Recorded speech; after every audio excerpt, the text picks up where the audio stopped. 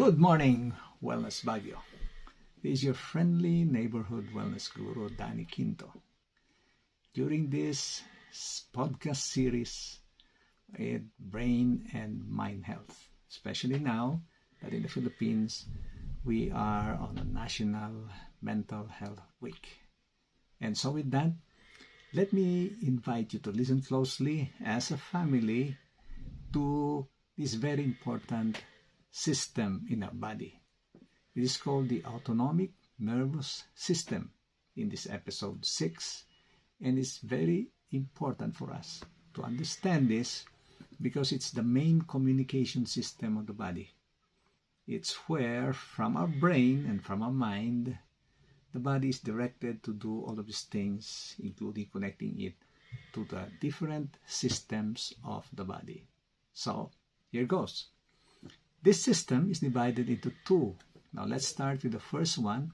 It's called the PARASYMPATHETIC Nervous System. And basically, many times they call it, it's the calm and relaxation system of the body. For me, it should be our default system. Okay, so that's when you're calm, you're restored, there's a lot of rejuvenation, and that's when the brain gives a signal for the release of serotonin and oxytocin. Those are the happy hormones in our body. Those are the hormones wherein we experience happiness, we experience joy, we experience a lot of calm. It is when those hormones are present in our body wherein tears easily flow during very emotional moments in our lives. Even while eating, it excites actually the saliva to flow before our meals. When you're a runner, that's when you experience your runner's high. That's when everything seems right in the world. When you see children playing, that's when you feel a lot of joy in your heart. When you hear a song that takes you back, especially to the times of great happiness and joy in your life, then that's when a lot of oxytocin and serotonin and the parasympathetic nervous system is operating in your body. Now, the nerves of the parasympathetic nervous system are on the lower lobes of our body. Lower lobes, especially of the diaphragm. And so, while breathing very long, breathe in, and when you exhale long, those nerves are stimulated. And it immediately tells the body, and especially the heart, to lower it so we are calmer and we are more relaxed. So that's the connection between breathing and the parasympathetic calm and relaxation nervous system. Now the other kind, the second one we might say, is the sympathetic nervous system. It's usually known as the fight or flight system. Now, when the body senses, the mind senses that there is a threat, especially if this threat is physical, it releases hormones like adrenaline into our body, so much so that the muscles and our breath are prepared for fight or for running away. Now the nerves of the system are at the top of the lungs. And definitely, if you have short, hasty breaths, that's when you stimulate the sympathetic nervous system. You remember that when you are quite tense, you have very short breaths. It tells us there's a physical danger somewhere, or there's an emotional stimulus somewhere that you have to really be prepared. Of course, there's a lot of negative energy in you, and being in the sympathetic nervous system should only be for a short duration. That's when a lot of adrenaline is coursing through the body and you are physically ready to fight or to run away. So the body then redirects the blood flow away from the other systems of the body, from the digestive system and the other systems of the body. And it just directs them into the muscles ready for flight. Even the brain is really quite sharp at this time, but only stays in the present.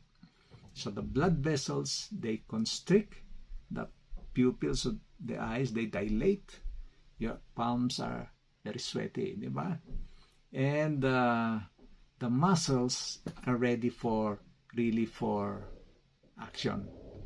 Now, in a way, this is quite good if there's really a threat that needs to be addressed immediately.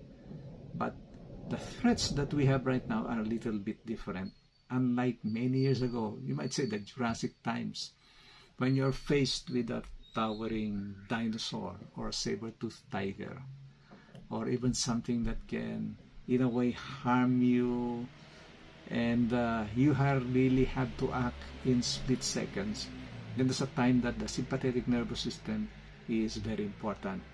But in our modern times, that really happens. Our threats right now are more emotional. They are more mental. They are more social threats. Maybe in your office, your boss is always scolding you for doing the wrong things, for not doing the right things.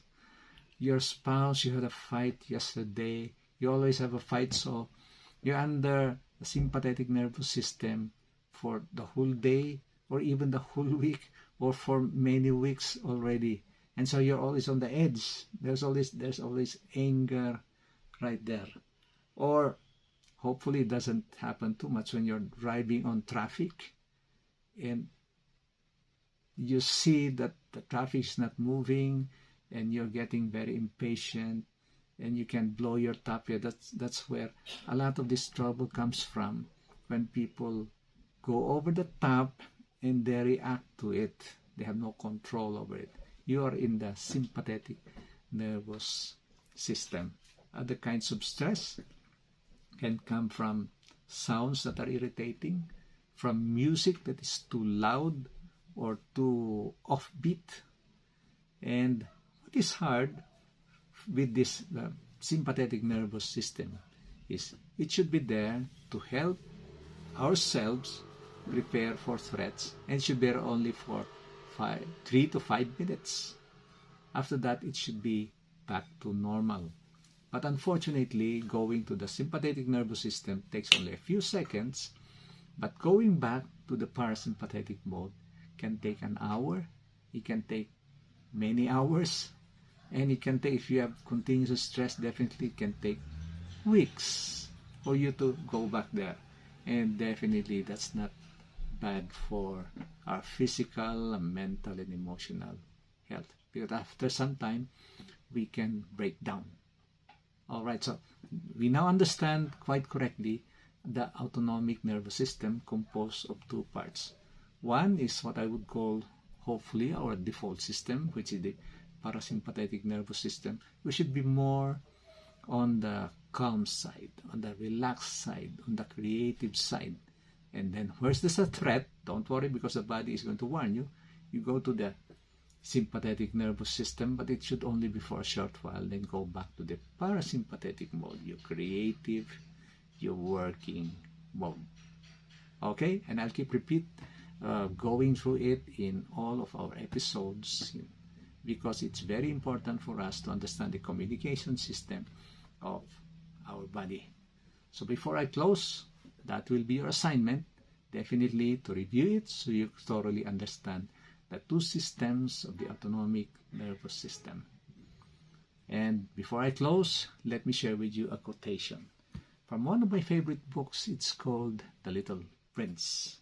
It says, and I quote, "It is only with the heart, or the parasympathetic nervous system, that one can see clearly. What is essential is invisible to the eye." And so with that, I am your friendly neighborhood wellness guru, Danny Quinto, saying to one and all, thank you. Please subscribe. Stay safe. Stay brain resilient. Stay healthy. See you next episode.